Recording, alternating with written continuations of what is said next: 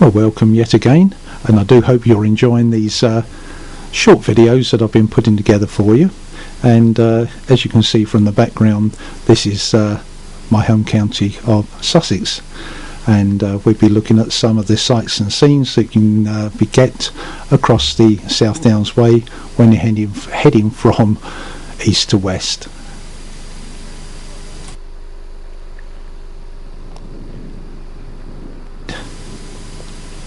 And on our visit, we're going to see the South Down Way itself, or part of it. There it is. There's a footpath winding its way along the ridge of the hill there. We're going to move along a little bit further to the west on our next shots, because we're going to pay a visit to the Jack and Jill windmills, and we're going to finally end up at the Devil's Dyke Hotel. Okay, so we're overviewing the car park now, and that's back in the days when it was free. I believe you have to make a payment now to park in this car park. And there's one of the ice cream vendors. Also, we used to do checkpoint there when I was with the local air training corps, and we used to have night exercises, and also later on when we used to have a marshalling point there for the London to Brighton cycle run, and we used to marshal it from Skeins Hill down to the Ditchling Beacon using the radio system of the Air Training Corps. And a bit later on was in the heyday of CB radio. There we go, a dawdle on the Downs. There's the map from the vantage point on top of Ditchling Beacon.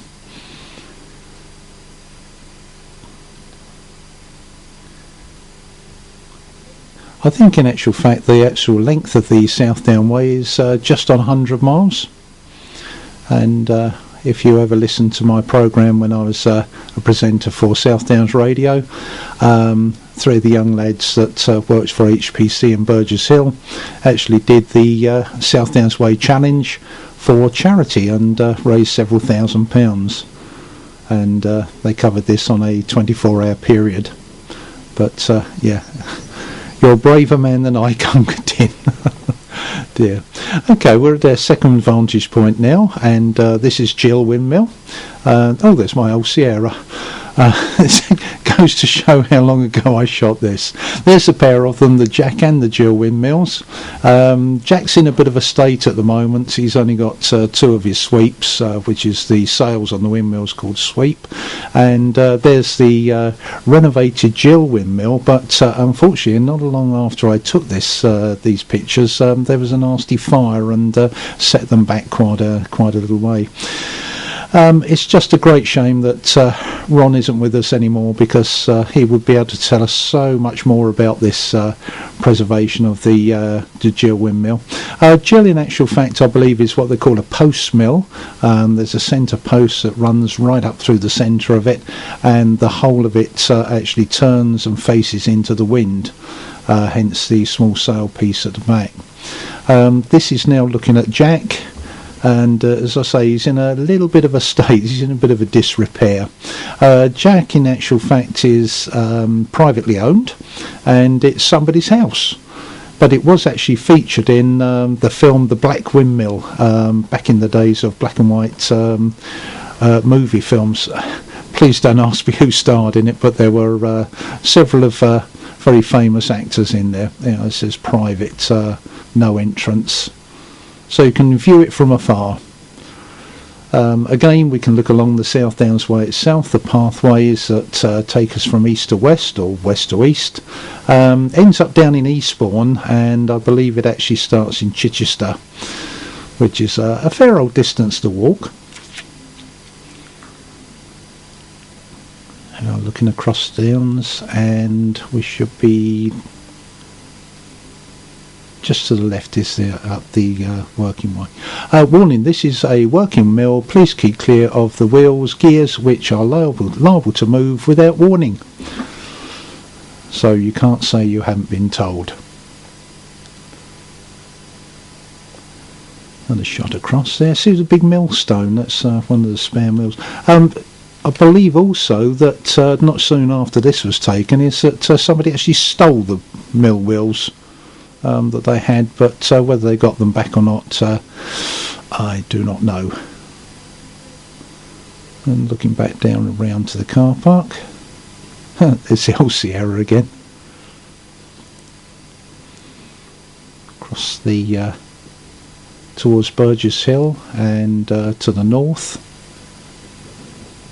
sweeping across to the left, zooming out across. Do you remember the old King's Head pub? Used to feature on the main A23 very often. It was the pub with the big copper dome on the top. It was green because of the copper oxide. Well, I don't live all that far away from there. In actual fact, I can see the dome from my house. That's how close I live to it. It's now called a company called Softtech, and they're a computing company. It's no longer a public house. That's the mechanism that actually turns the post mill into the wind to get full or optimum power from the wind blowing onto the sweeps and turning the mechanism inside to grind the corn. As you say, there's a lot of sheep round there as well. And just over to the left, if you go up there now, to the left, all of that land where we're looking at the moment is it's a massive garden centre. It's there's the village, looking towards Hassocks, and across again to the left towards the to the main road.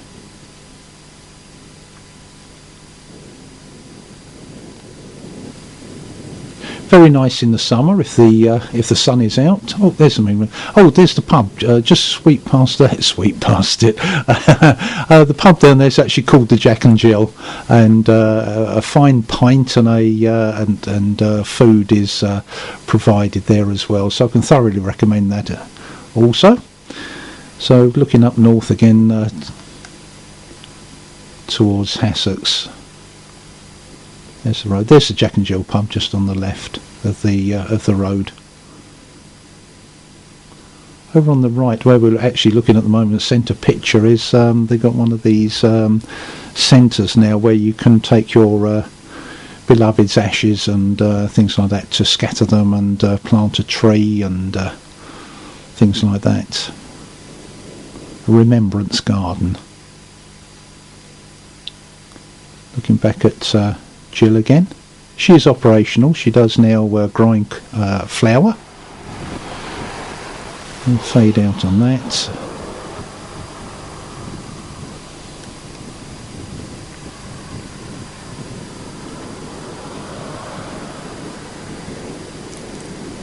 And here we are, we're looking across the sea towards what used to be the old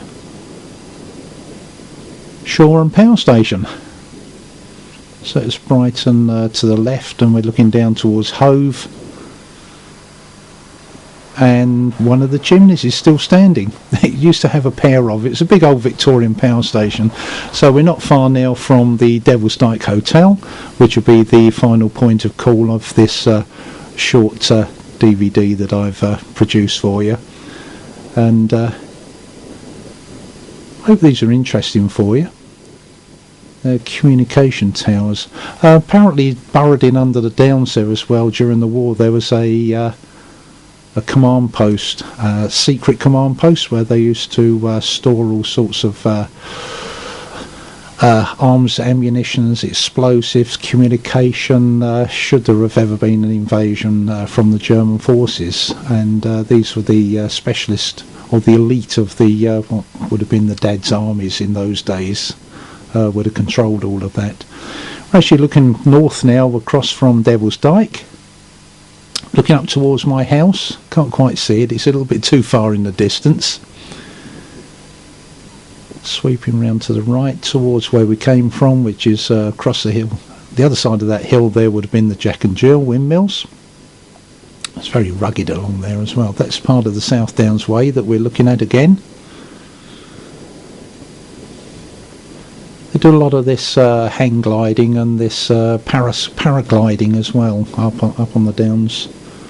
There's the Devil's Dyke Hotel. restaurants,